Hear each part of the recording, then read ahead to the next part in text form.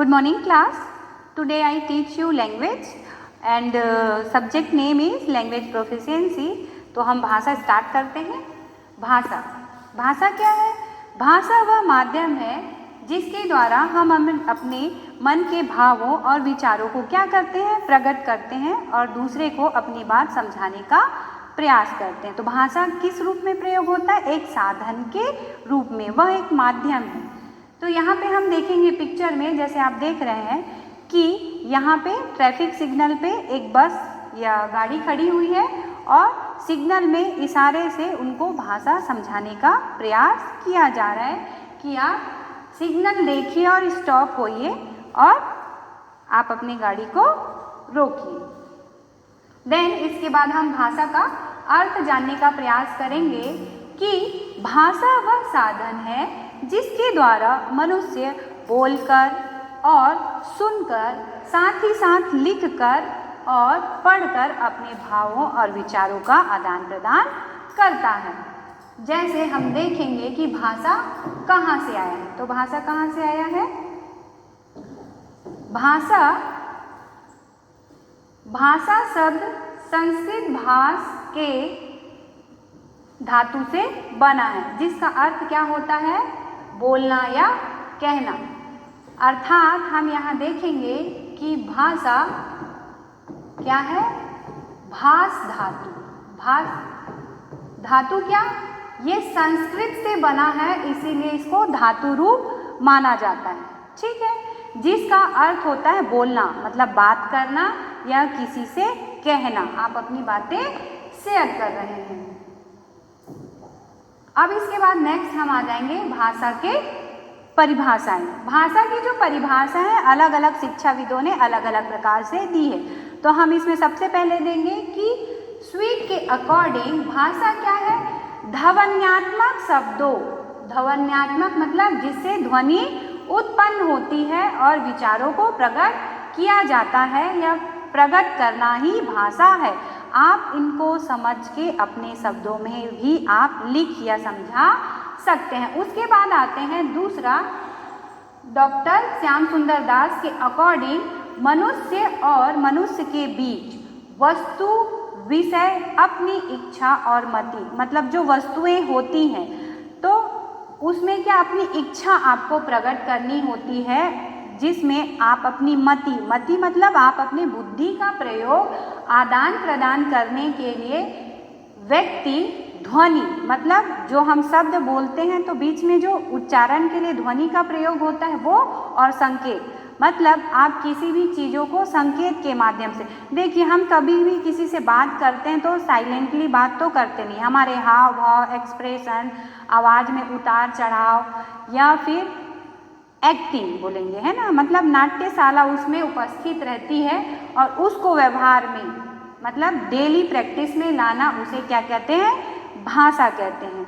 जैसे आप क्या करेंगे, इसमें एग्जाम्पल देखे होंगे कि व्यवहार में आप किसी को तकिया कलाम वर्ड यूज़ करने, है ना, तो बार बार कई लोग क्या, अरे, ओ माई गॉड, क्योंकि, तो इन शब्दों का क्या करते हैं? व्यवहार में जब प्रयोग करते हैं तो भाषा के साथ वाक्यों में प्रयोग होना प्रारंभ हो जाता है। देन इसके बाद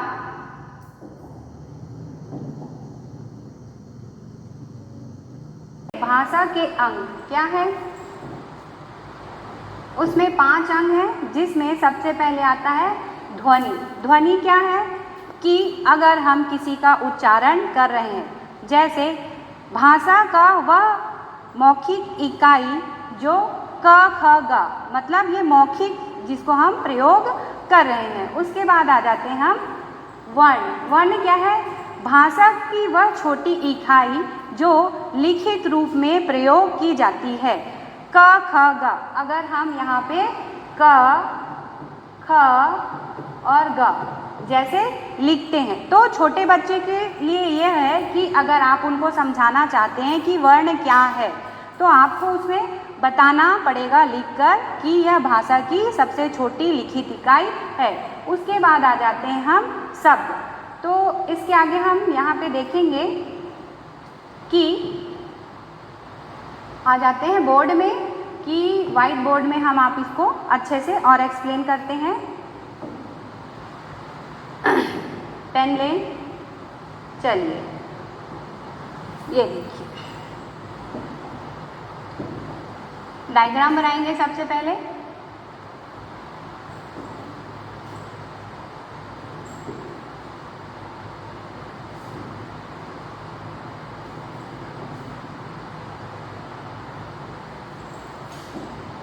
डायग्राम में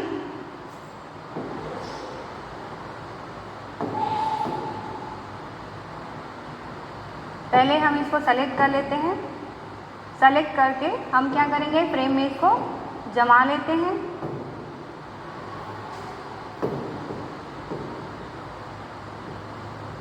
चलिए फिर आ जाते हैं अपने टॉपिक पे। चलिए भाषा के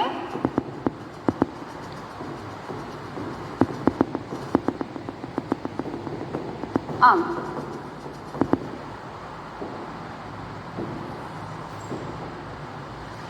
ध्वनि आया, क्या है ये, मौखिक इकाई। फिर उसके बाद आ जाते हैं ध्वनि के बाद वर्ण आ जाते हैं। तो वर्ण क्या है, लिखित इकाई। फिर उसके बाद आएंगे हम शब्द, शब्द के बाद पद, पद के बाद वाक्य।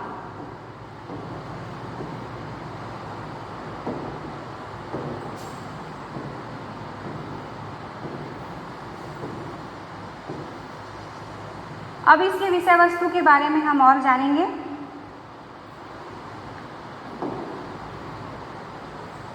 चलिए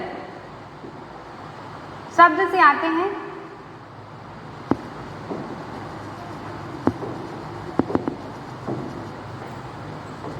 शब्द, शब्द का हम लिख के प्रयोग करके बताएंगे। जैसे किसी भी शब्द का अगर सार्थक समूह प्राप्त होता है, जैसे राजेंद्र,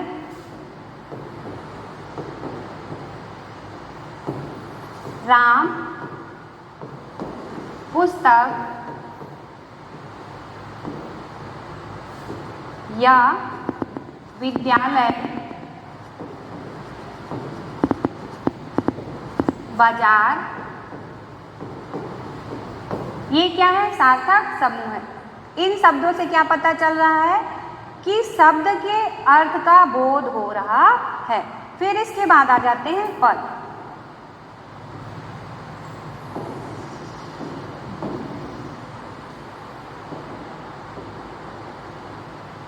पद में आपके लिए पद,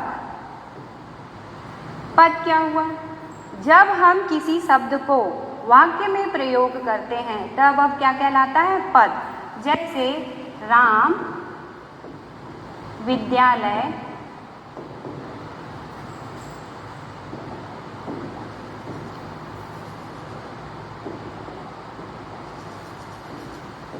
विद्यालय जा रहा है। ठीक, उसके बाद आ जाते हैं हम, क्या आएगा, वर्ण। वर्ण का प्रयोग हम क्या करते हैं कि वाक्य। तो जब वर्ण का प्रयोग हम वाक्यों में करते हैं एक सार्थक अर्थ के लिए, जैसे सीता बाजार जा रही है।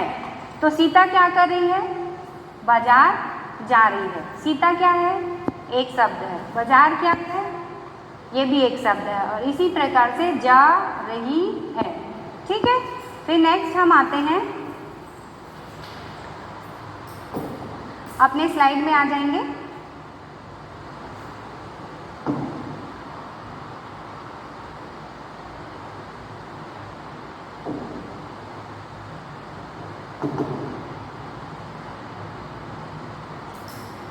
फिर इसके बाद हम भाषा के अंग देखेंगे कि भाषा के 3 अंग होते हैं, मौखिक, लिखित और आपका आ जाएगा सांकेतिक।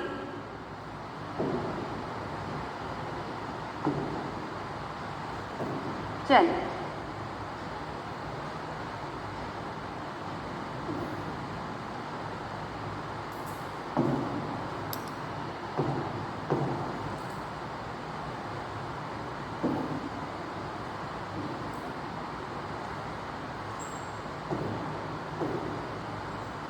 भाषा के 3 अंग दिख रहे हैं आपको, मौखिक, लिखित और सांकेतिक। मौखिक में क्या है, एक लड़की है जो एक लड़के से बात कर रही है कि वह विद्यालय से साइकिल से आ रहा है। फिर उसके बाद देखेंगे हम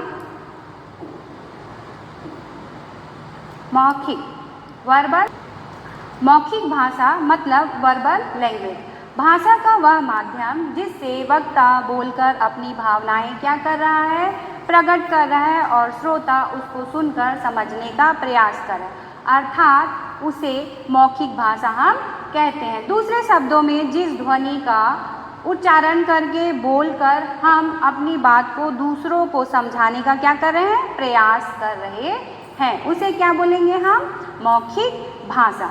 जैसे उदाहरण के लिए आप और हम अभी क्या कर रहे हैं, बातचीत कर रहे हैं क्लास में, या फिर हम कहीं पे भाषण देने के लिए अपने प्रस्तुति देते हैं। जैसे आप देखते हैं मंत्रियों को, पार्षदों को, है ना, या फिर दादी नानी कहानी सुनाने का प्रयास करती हैं। हम टेलीफोन में क्या करते हैं, मौखिक रूप से बात करते हैं, हेलो, हाय, आप कैसे हो, मतलब एक तरीका है। फिर दूरदर्शन हो गया, दूरदर्शन में भी क्या करते हैं, हम चित्र देखते हैं, वीडियो सुनते हैं, गाना, है ना। तो इस प्रकार से मतलब उनकी जो प्रस्तुति है, मतलब एक टेलीविज़न की प्रस्तुति है, उसको हम क्या करते हैं, सुनने का प्रयास, वो बोल रहे हैं और हम सुन रहे हैं। नाटक हो गया, रेडियो में गाना सुनना हो गया, है ना। इस प्रकार से ये उदाहरण है। या फिर आप खुद गाना गाना चाहते हैं, वो भी। फिर नेक्स्ट, मौखिक भाषा की विशेषता। मौखिक भाषा का क्या है, यह मूल रूप है। मतलब अगर बच्चा जन्म लेता है तो सबसे पहले क्या बोलता है, विभिन्न प्रकार की भाषाओं का प्रयोग करता है ना, अलग अलग आवाज़ें निकालने का प्रयास करता है, इस टाइप से, है ना। फिर उसके बाद आ जाते हैं हम इस भाषा का प्रयोग जब व्यक्ति आमने सामने, मतलब इसकी जब प्रस्तुति होगी तो 2 लोगों का होना अनिवार्य है, जैसे एक मैं और एक आप, मतलब किसी ना किसी तरीके से आपको व्यक्त करना है। फिर उसके बाद आ जाते हैं ये अस्थायी रूप है, मतलब आप जितनी बार अपने शब्दों का प्रयोग करेंगे क्या होगा, वह होगा कि परिवर्तित होते जाएगा। जैसे मैं अभी बोल रही हूँ कि मैं विद्यालय साइकिल से गई, फिर अगर कोई पूछा तो दूसरे बार परिवर्तित हो गया कि मैं विद्यालय साइकिल चलाकर गई। तो पहले मैंने चलाने का जिक्र नहीं किया था, पर दूसरी बार क्या किया, मैंने चलाने का जिक्र किया। उसके बाद नेक्स्ट आ जाते हैं, इस स्वरूप की आधारभूत क्या है, इकाई ध्वनि है। जब तक ध्वनि का प्रयोग नहीं होगा शब्दों में, हम उच्चारण नहीं कर सकते हैं। फिर उसके बाद आ जाते हैं, विभिन्न ध्वनियों के संयोग से शब्द बनते हैं जिनका प्रयोग वाक्य में किया जाता है। अगर वाक्य ना हो, शब्द ही शब्द हो, तो आप अपने बातों को कैसे प्रस्तुत करेंगे। नेक्स्ट आ जाते हैं, इसी में अन्य विशेषता, मतलब कि आप शुद्ध उच्चारण क्या करेंगे। जैसे कि आप में कई ऐसे होते हैं जो शब्दों का सही चुनाव नहीं करते। जैसे क्या हो गया, फल, तो फल को कई लोग सल बोलते हैं, केला को तेला बोलते हैं ना, तो तुतली भाषा का प्रयोग करते हैं, सही उच्चारण नहीं। तो कई लोग उसको समझने में क्या होता है, त्रुटि हो जाती है, लोग सही से उस बातों को समझ नहीं पाते। फिर उसके बाद आ जाते हैं शुद्ध क्या करेंगे, भाषा हमेशा क्लिष्ट नहीं होनी चाहिए। जैसे कोई बहुत ज़्यादा स्पीड से बोल रहा है या बहुत ज़्यादा स्लो बोल रहा है तो उसको समझने में देरी होती है। उसके बाद भाषा का व्यवहारिक रूप, मतलब कि आप एकदम शुद्ध हिंदी बोलेंगे या अंग्रेजी का प्रयोग करते हैं, may I go to toilet example for, और जिस व्यक्ति को वह भाषा नहीं आती, मतलब लोकल लैंग्वेज आता है, मातृभाषा आता है, तो क्या होगा, उसको समझने में व्यवहारिकता नहीं लगेगी और उस चीज़ को वह समझ नहीं पाएगा। सरल और स्पष्ट, मतलब कि अगले को समझने में स्पष्टता होनी चाहिए। अगर क्लिष्ट होगी तो वह समझ नहीं पाएगा।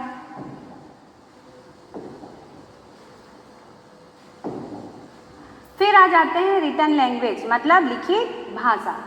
भाषा का वह रूप जिसमें एक व्यक्ति लिखकर अपने मन के विचार या भावनाओं को प्रकट करता है और दूसरा व्यक्ति उसको पढ़कर विचारों को समझने का प्रयास करता है, जिसमें अक्षरों या चिन्हों के सहायता से हम मन के विचारों को समझते हैं और सामने वाला लिखता है।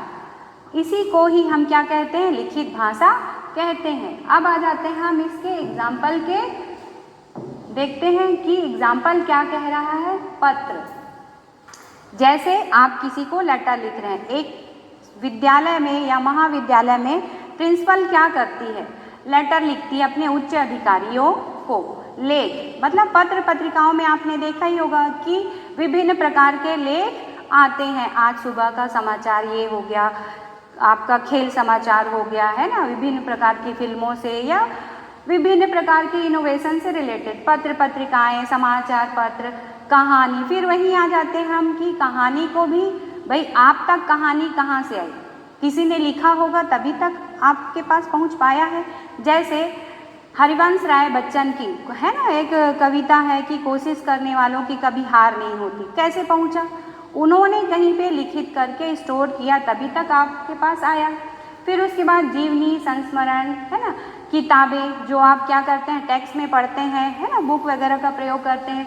फिर वेबसाइट, आप सभी क्या करते हैं, मोबाइल का प्रयोग करते हैं, विभिन्न वेबसाइट में लॉगिन करते हैं, विजिट करते हैं, है ना, उससे जानने और लिखने का आपको कुछ चाहिए तुरंत आप टाइप करके डालते हैं और वो आपको जो भी डेटा है वो देता है। फिर उसके बाद ईमेल, मेल करते हैं, सोशल मीडिया का प्रयोग, है ना, आप यहाँ अभी कहाँ हैं, है ना, आप अपना लोकल जो स्टेटस है डालना है, घूमने गए हैं, एंजॉय कर रहे हैं, पार्टी कर रहे हैं, है ना। तो आजकल लोग सोशल मीडिया का भी प्रयोग करके इस प्रकार से क्या करते हैं, लिखित संदेश एक दूसरे को भेजते हैं। फिर उसके बाद आ जाते हैं लिखित भाषा की विशेषता, मतलब फीचर ऑफ रिटन लैंग्वेज। फिर इसमें हम देखते हैं कि भाषा क्या है, ये अनंत काल तक क्या है, सुरक्षित रखी जा सकती है। सुरक्षित रखी जा सकती है, मान लो मैं अभी किसी को एक ग्रीटिंग कार्ड में कुछ लिख कर दूँ, तो अगर उसकी इच्छा है कि सामने वाले ने बड़े प्रेम भाव से इसे मुझे दिया है, तो मैं उसे क्या करूँगी, बड़े संभाल के रखती हूँ। जैसे बर्थडे कार्ड हो गया, दादी नानी के पत्र हो गए, है ना, या फिर कोई अच्छा लेख हो गया, तो हम क्या करते हैं, इसको संरक्षित करने का प्रयास करते हैं। फिर नेक्स्ट आ जाएंगे हम, यह उच्चारित, मतलब कि उच्चारित ध्वनियों को अभिव्यक्त करता है। मतलब आप कुछ लिख रहे हो तो बोलोगे, समझोगे, तो क्या हो रहा है, उच्चारण हो रहा है। फिर आ जाते हैं इसमें, वक्ता और श्रोता को आमने सामने रहने की आवश्यकता नहीं होती। जैसे एग्जाम्पल, मैं कुछ नोटिस आपके लिए निकालूं, तो ज़रूरी नहीं है कि आप वहाँ पे प्रेजेंट रहें। मैं क्या करूँगी, लिख कर व्हाट्सएप ग्रुप में सेंड कर दी। उससे क्या हो गया कि मैडम की क्लास इतने से इतने बजे है, हमको 10 बजे प्रेजेंट होना है, मैंने उस नोटिस में डाल दिया। तो आप क्या कर रहे हैं, पढ़ के उसको समझने का प्रयास कर रहे हैं। जैसे पत्र लिखना, सूचना लिखना और ब्लैक बोर्ड पर लिखना, ठीक है। फिर आ जाते हैं नेक्स्ट हम, सांकेतिक भाषा। सांकेतिक भाषा क्या है, कोई बता सकता है? चलिए आ जाते हैं साइन लैंग्वेज, मतलब कि इशारों के माध्यम से अपने भाव और विचारों को व्यक्त करना। देखिए यहाँ पे लिखित रूप में है, सांकेतिक भाषा एक ऐसी भाषा है जो हाथों को इशारों और चेहरे के हाव भाव, जैसे बड़ी बड़ी आंखें करना या शारीरिक गतिविधि, हिलना डुलना, है ना, तो जब उनका प्रयोग करते हैं और विचारों और भावनाओं को व्यक्त करते हैं। एग्जाम्पल फॉर, इस प्रकार से, मतलब इससे क्या समझ में आता है, नहीं, है ना, या मुंडी हिला के बोलेंगे, या फिर किसी को बड़ी बड़ी आंखें करके देखेंगे। मतलब हमारे जो हाव भाव है उससे समझ में आता है कि सामने वाला पर्सन खुश है, दुखी है, हाँ बोल रहा है कि ना बोल रहा है। ये क्या है, संकेत के रूप हैं। जैसे ओके के लिए एक 0 बनाएंगे और साथ ही साथ हम यहाँ क्या करेंगे, ऐसे के का प्रयोग करेंगे, ठीक है। तो इस प्रकार से क्या हो गया, ये ओके का साइन हो गया। साथ ही साथ यू के लिए क्या करते हैं, हम उंगली दिखा के इस प्रकार से हाथ को मूव करने का प्रयास करते हैं, ठीक है। देन आपने देखा है कि कई प्रकार से ऐसे लोग होते हैं जिनको लैंग्वेज में प्रॉब्लम होती है ना, तो क्या करते हैं लोग, और यह साइन लैंग्वेज की विशेषता यह है कि जो व्यक्ति देख सकता है वही इसको समझ सकता है। मतलब साइन लैंग्वेज में मोस्ट इम्पॉर्टेंट है कि आप अपने दृश्य आधारित भाषा जो अर्थ व्यक्त करे, हाथ, चेहरा और शरीर की गति का उपयोग करें। मतलब कि जब आप देख नहीं पाएंगे तो इस भाषा का कोई मतलब नहीं है। नेक्स्ट हम आते हैं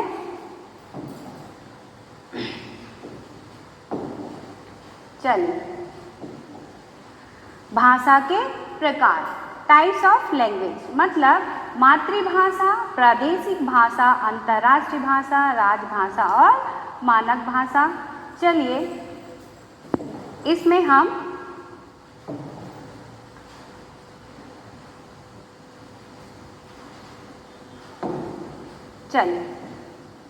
ये क्या है? मातृभाषा। मातृभाषा का कहने का मतलब जो भी बच्चा जिस भी जगह जन्म लेता है या जिस परिवार में, जिस क्षेत्र में जन्म लेता है, जैसे मान लो मैं छत्तीसगढ़ में जन्म ली, मतलब मेरी मातृभाषा क्या होगी?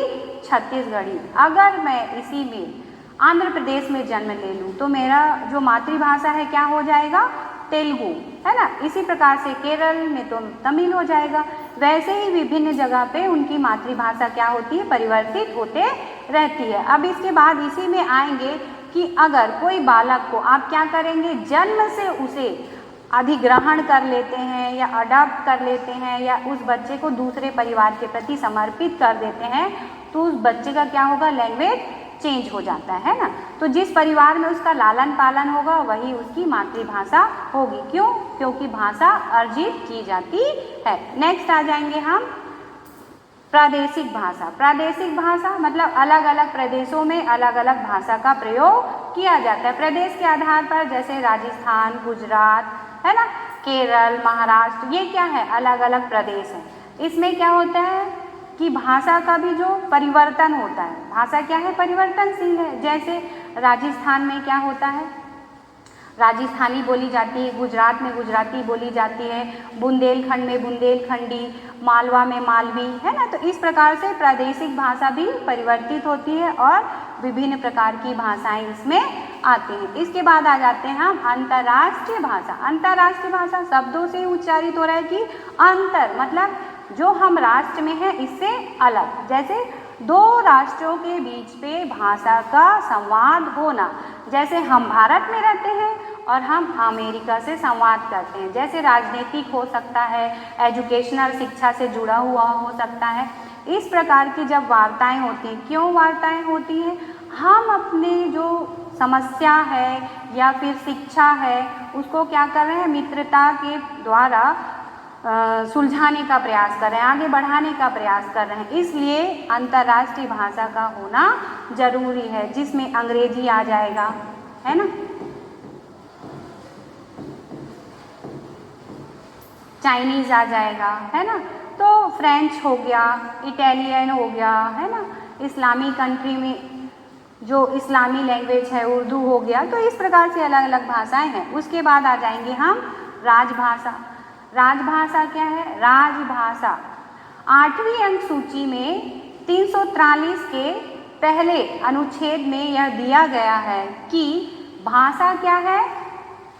हमारी राजभाषा है हिंदी, जिसको बहुत सालों तक प्रयोग करने का मतलब 15 वर्षों के लिए एक लिमिट दिया गया था कि लोगों को अदर लैंग्वेज जानने और समझने के लिए इस भाषा का प्रयोग किया जाए, ताकि सरकारी कामकाज और आपसी लेन देन और समझौते हिंदी भाषा में हो सके। तो हिंदी को क्या मानते हैं हम? हिंदी को हम मानते हैं राजभाषा। उसके बाद आ जाता है मानक भाषा। मानक भाषा में हम देखेंगे कि कोई भी लैंग्वेज को जब मानकीकृत की जाती है, मानकीकृत मतलब मानव अपने सुविधा के अनुसार उसमें परिवर्तन करता है। जैसे हिंदी में अंग्रेजी, अंग्रेजी में हिंदी को मिक्स करना। आप आज के समय में देखेंगे कि कोई भी व्यक्ति पूर्णतः लैंग्वेज का प्रयोग नहीं करता है। वह क्या करता है? एक लैंग्वेज में कई भाषा का प्रयोग करता है। जैसे कि आज के समय कोई सुप्रभात बोलते हुए आपने सुना है क्या? तो आपने नहीं सुना है। जनरली आप देखेंगे good morning, good evening, hello ma'am, है ना, बाय मैम, इस प्रकार से लोग लैंग्वेज का प्रयोग करते हैं। पर बाकी सब शब्दों का प्रयोग किस में करेंगे, वो हिंदी में। पर जब ये सब वार्म वेलकम करते हैं तो क्या करते हैं, वो अंग्रेजी का प्रयोग करते हैं। तो इस प्रकार से मानक भाषा में विभिन्न प्रकार की भाषाओं को इंक्लूड की जाती है। फिर नेक्स्ट हम इसी में आएंगे अब हमारे क्लास के कि जब आप लैंग्वेज पढ़ते हैं तो उसका एक सार क्या निकल के आता है। भाषा एक जटिल या बहुआयामी क्या है, माध्यम है, साधन है, घटना है। मतलब कि मनुष्य के जीवन में भाषा क्या करती, महत्वपूर्ण भूमिका निभाती है या रोल प्ले करती है। बिना भाषा के मानव का जीवन निरर्थक साबित हो जाएगा। जैसे भाषा का स्वरूप प्रकृति निरंतर परिवर्तनशील और विकासशील है। मतलब अगर आप जन्म से देखते हैं, बच्चा क्या करता है, जब जन्म लेता है तो धीरे से बलबलाना सीखता है ना, विभिन्न प्रकार के उच्चारण करता है। पर धीरे धीरे अपनी माता, भाई बहनों या रिलेटिव या परिवार को देखते हुए उसके शब्द के वर्ण क्या करते हैं, अधिक से अधिक शब्द का प्रयोग बढ़ते जाता है। फिर वो माँ बोलेगा, पापा बोलेगा, फिर शब्दों जो वस्तु है, विषय वस्तु, उसको उच्चारण करेगा।